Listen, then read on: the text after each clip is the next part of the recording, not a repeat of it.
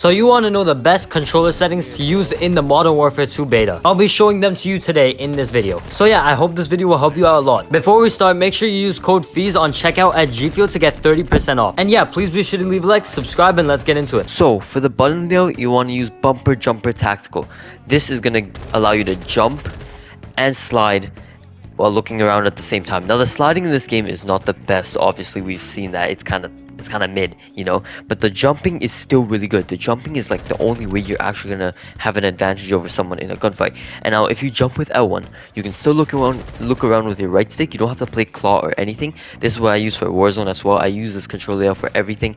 It's just so good for being competitive against the scuff controller, for example, if you don't have a scuff. And yeah, okay, moving on from these settings, these are off. Trigger, if you're on PS5, you have trigger effect, turn it off, it's gonna ruin you. So yeah, also control vibration, make sure you turn that off. Horizontal stick and vertical stick sensitivity, that's all dependent on you. I use 1513 because that's what I use in Warzone. I just transferred my Warzone settings for my sensitivity over to this.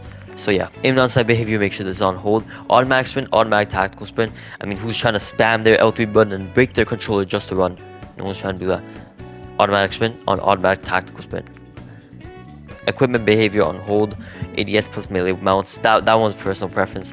Interact / reload behavior. Now I have this on tap to reload, but I would, if when Warzone comes out for Warzone 2, I would put prioritize interact. So that's probably what would be more ideal for Warzone, but for multiplayer I just leave it to tap to reload.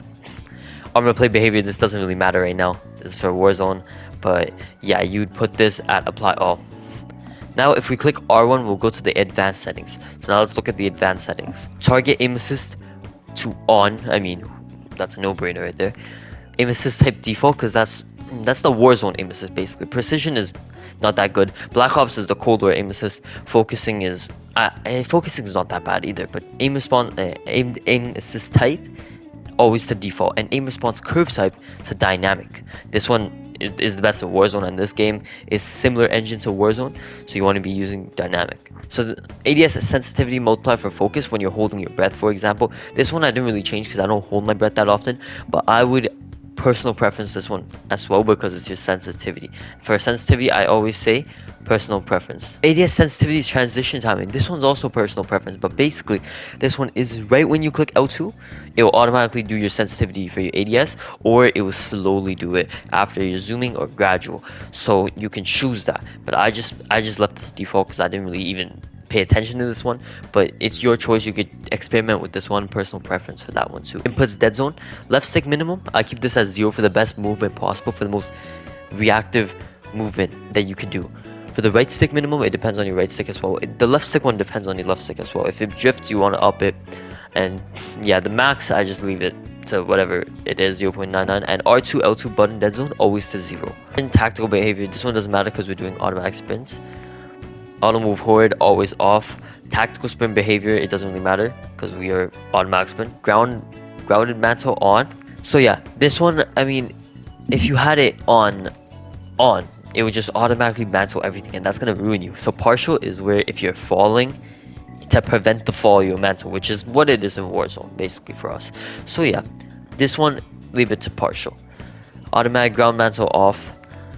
Inverse slide and dive behavior, so basically it's your choice on this one too, but basically if you hold your right stick in, you'll dive. If you tap it, you'll slide. Now you can invert that, but I don't think you should really invert that. The standard is good. Plunging underwater, now there's no underwater maps, I don't think, from what I've played, so this one doesn't really matter right now, but basically I can't really test this either because there's no underwater, so just leave this default for now. That's what I'd say. Parachute auto deploy doesn't matter, there's no Warzone yet, so just leave this like default. It's on. Sprint door bash on, obviously you can run into doors. ADS stick swap off. Do not do that, bro. ADS interruption behavior, where you can interrupt your ADS by like meleeing or something like that. Keep it on interrupt. I mean, I don't know why this is a setting. It's too complicated. They made this very complicated, but you don't, just leave this default. Weapon mount movement exit on, leave this on so you can move out of your mounts. Weapon mount exit delay medium. I mean, I would actually put this as short so you can exit as fast as possible from your mounts. Depleted ammo weapon switch on. I mean, that's the default. A quick C4 detonation, where basically it detonates any C4 before throwing another. I mean, that's just like, I don't know. This is so complicated. I would just leave this off so you can actually choose when you blow up your C4, you know.